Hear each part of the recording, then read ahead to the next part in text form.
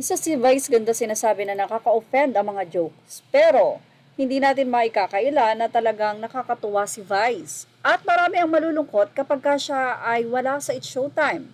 Hindi nga maikakaila na talagang si Vice ganda ay nakakaaliw. Lalong-lalo na ang kanyang mga joke sa It's Showtime.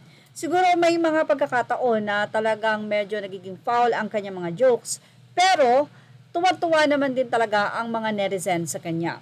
Kamakailan lamang ay hindi sinasadya na mukhang biglang naisip nitong si Vice Ganda na maggayahin ang nangyaring paninermon kamakailan lamang ni Willie Revillame sa kanya mga host at staff sa nasabi nga pong bagong show nito sa TV5.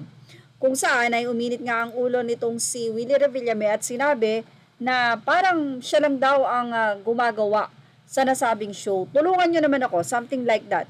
Pati nga ang cameraman ay napagalitan nito dahil dumaan ito sa camera.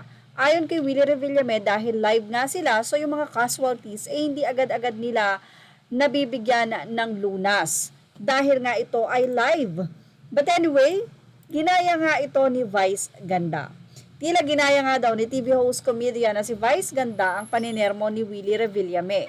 Sa segment na Especially For You ng noontime show na It's Showtime, ginaya ni Vice ang tila pang mamahiyang ginawa ni Willie sa kanyang mga staff. Kinakausap ni Vice ang searchers sa naturang segment na kung saan sinabi niyang makakatanggap ito ng 10,000 cash. At hindi lang yan, meron pa kaming sorpresa para sa'yo. Matapos ang panayam na ito, tatanggap ka ng 10,000 pesos, huwag mong sasabihin pesos cash ang sabihin mo.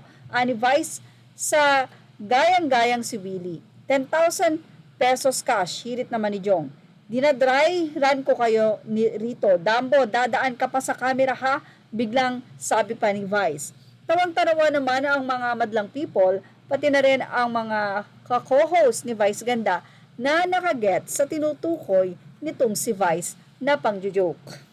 Inaabangan naman ngayon ng mga netizen ang nasabi nga pong reaksyon dito ni Willie Revillame. Ito kaya ay i-take seriously ni Willie or magsalita kaya si Willie about dito o deadmahin na lamang.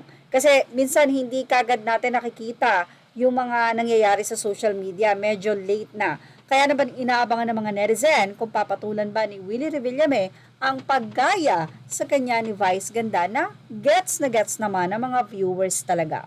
Well, ano naman sa inyo about dito? Ilagay na ang inyong opinion sa ating comment section. Images are all credit to the rightful owners. Thank you for watching Showbiz Now.